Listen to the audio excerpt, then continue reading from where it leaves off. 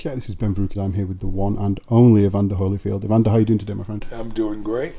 Good stuff. It's great to have you here in Vegas. Obviously, we're here for Wilder Fury 2. One thing I want to touch on first is you've been in plenty of big fights throughout your career. What is it like in this final 24 hours before a fight? What sort of things are running through your mind? What sort of pre-fight rituals did you have when you were fighting? Well, you when you're alone, you tend to start thinking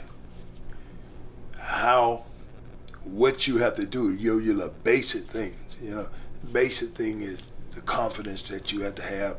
You know how I walk in this ring, and I got to not be caught up on what other people said. But even though you can't get caught up, but you hear what they saying. It's so many accusations when you come in the ring, and somehow you always hear the bad stuff. After all these people, you hear what everybody's saying. Somehow the bad stuff you got to ignore it, and you got to turn from it, and you have to not want to look at you. Somebody can say something, I can look straight in their face right there and there, but when I do that, I got to turn real quick, because it ain't about them. It's about what I do. A lot of people trying to distract people and get your mind off. Can you imagine all those people saying, knock him out, knock him out? The people shout, telling somebody to knock you out. And now after all these people hollering for you, you listen to this guy say, knock him out. He think he this, he think he that.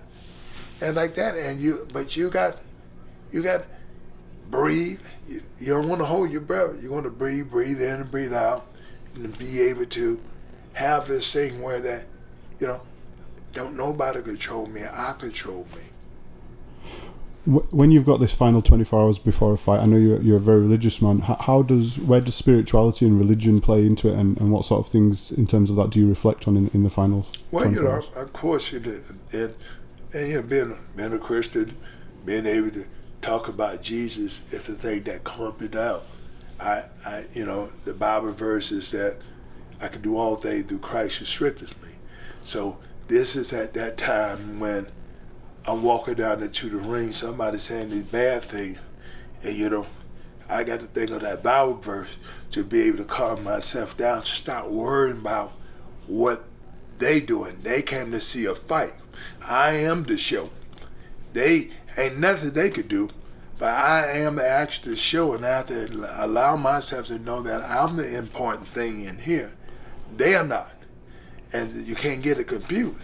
Because when you start getting confused, then you start wondering why they talking this noise to you. And ain't no but distraction now, but that's the devil's job, to distract you. Now, it wouldn't be a devil if he didn't have no distraction. Everybody make it. Everything would be good. Yeah, so the devil's job to distract you. So,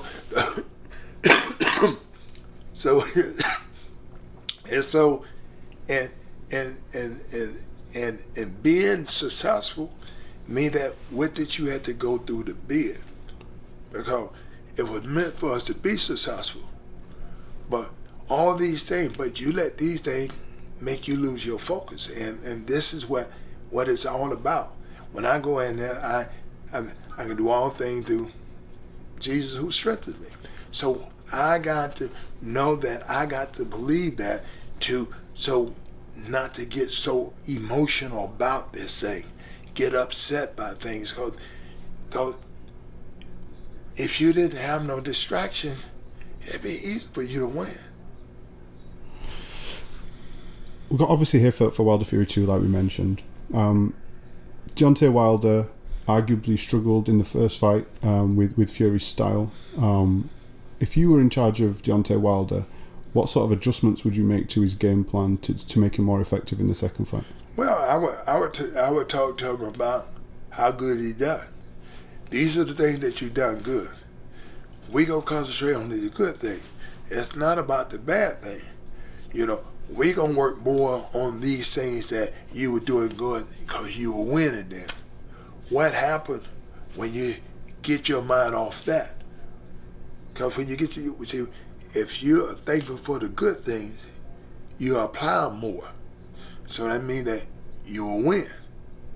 But if you start concentrating on the bad thing that you've done, it's the whole big thing. Why did you do the bad thing? You ain't do them on purpose, right? Mm-hmm. So just work on these good things. You work on the good thing, and when you work on techniques and stuff like this and stuff, it get better. Now, you're gonna always make mistakes, but mistakes let you know that you can be even better than what you are. I don't know nobody who had a perfect fight. But you look at even getting in the ring, some things that you did wrong, that let you know you can always grow. So you start thinking about the things that I do well, and the mistakes I'm making, I didn't do them on purpose. Why? This guy did something, and I stepped with the wrong foot. Yeah. He did, and you ain't just make that mistake. The guy led you into that. So you got to focus on what you do better and do that. And so when people start, no, mistakes is a part of life. They show you how better you could be if you didn't make the mistakes. But all these things is kind of a mental thing. A mental thing is that, when you do the right thing, but sometimes when you try too hard, you did something wrong. Like that's called somebody taking you out your element. Be thankful. Only way you can receive more is to be thankful for what you already have already. Not, I'm trying to get something. You trying to get what? You got all that you need to be there. Do it. Apply what you do well. And the people who apply what they do well, I'm sorry, Tyson Fury, he be doing well, then sometimes he just, I'm a clown now for what? Is that a distraction, or are you saying I'm tired? This is the reason I'm doing this? If you got the energy, just go ahead and knock him out now. If you got it. Yeah. But why are you doing all this thing? People confident grow and then go back and forth. I'm getting tired. If I get tired, then I got to do this. I'm a clown. But if it worked for you, then you do it. But why change if you don't have to? I'm saying, so you can win the fight. Yeah. It's just like, if I throw combinations of the guy and I miss him and I get to the point I miss him too much, and I got readjust where I can line him up, because if I can string up 3 or 4 punches, I get him out of there. But if I feel like I getting tired, I start thinking about, I don't want to get tired. I don't want to run out of gas because he may get me. So that's in your own thinking. If you do what you have to do, you can get it. When you hurt him, you can get it. Because all this stuff is that, it's your mind that playing tricks on you, saying, I'm going to get tired if I keep doing this. Or I ain't got him out yet.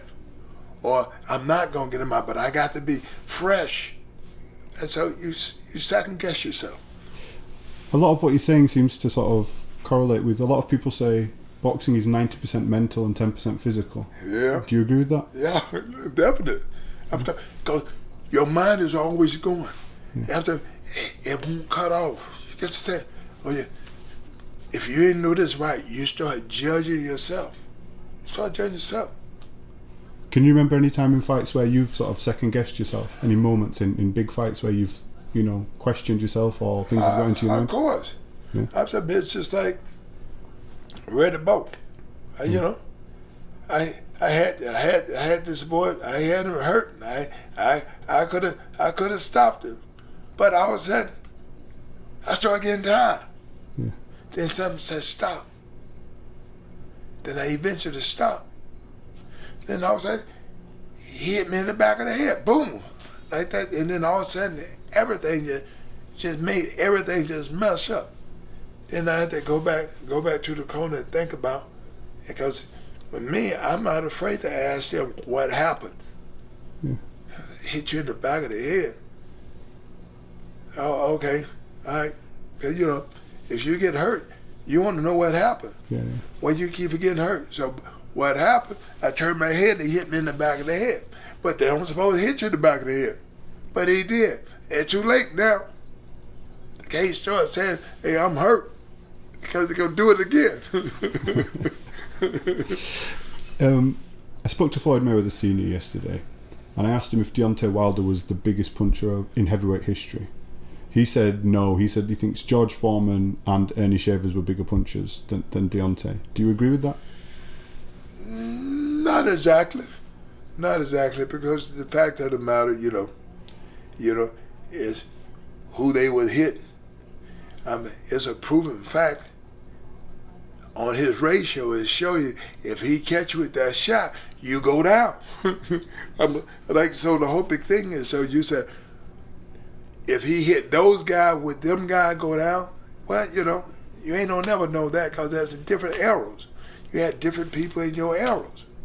And I just think, you know, I think this era of boxing, and the reason why it's not as competitive as the era that I was in, because the fact of the matter is because the amateur program hadn't been greater. You think about it, in 1984, we had 9 gold medals. We had 1 silver, 1 bronze. In 1988, they had a lot of medals. In 1988 and 1992, you in them 12 years, man, we had the best.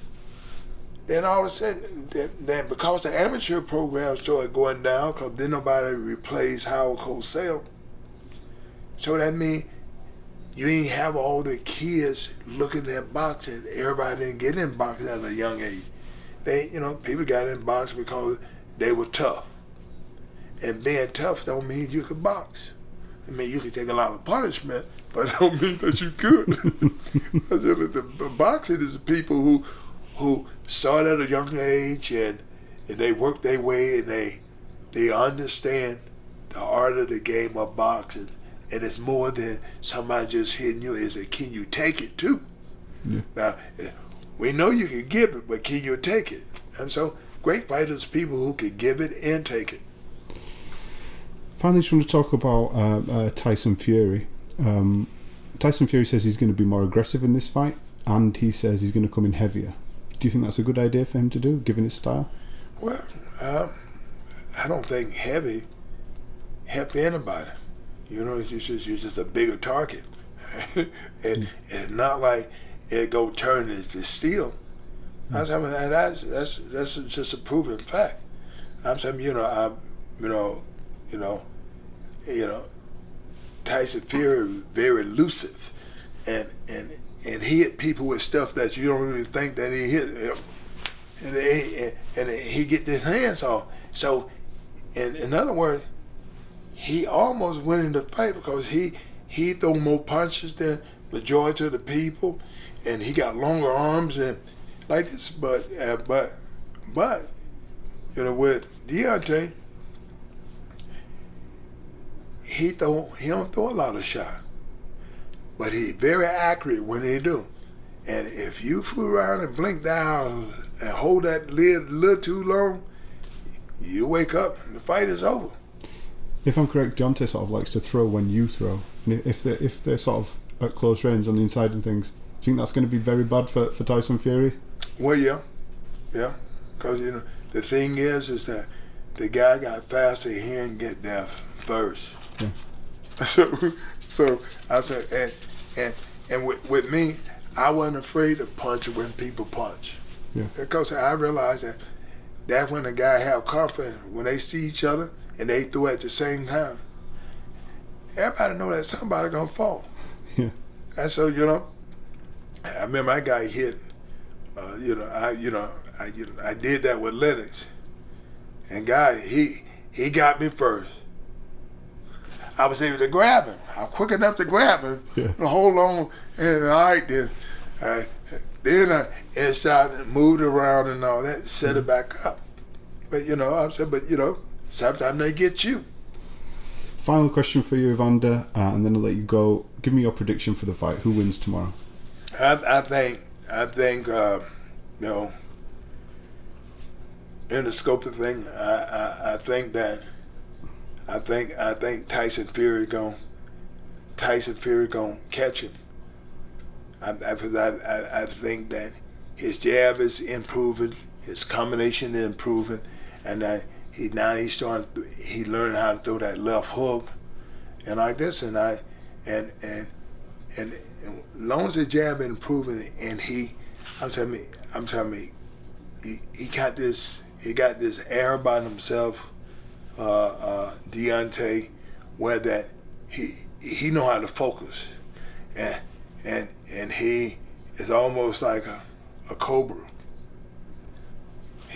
He looking at you, and this other guy, he think he getting away. He joking and all this. Then eventually, it's done. I'm sorry, and this is how Deontay it been just like that cobra. Oh, okay. After all this and stuff like that, one snap, and that's it. All they need, one bite. And like this, and this is the way he fight, and it worked for him. And he's the only person that I know that fights everybody. We show you that with confidence, he fight everybody. He don't put nobody down. He just said, I just believe I'm better than you. And that's kind of warrior mentality that, hey, look, man, it ain't nothing no more than we in this sport because we make money by being the very best we could be. And I'm willing to challenge anybody who think they could whoop me. And ain't nothing wrong with it, having a healthy confidence about being the very best. And it don't make no difference. I'll fight you. And only thing you could do is give you all. I remember in 1984, I remember they asked me, do you want to break Ali's record? I said, no. They said, why not? I said, because I have to lose. I ain't planning on losing. And like this, but I became great because it take more to overcome your mistakes and be better than just say, oh, I lost, I don't think I can ever get it no more. No. Mistakes is what happened to everybody. But to be great is overcoming mistakes. How you respond to them. Yeah. Mm-hmm. Fantastic. It's been a pleasure speaking to you, Evander. Thank you so much for your time. Thank you. It's greatly appreciated.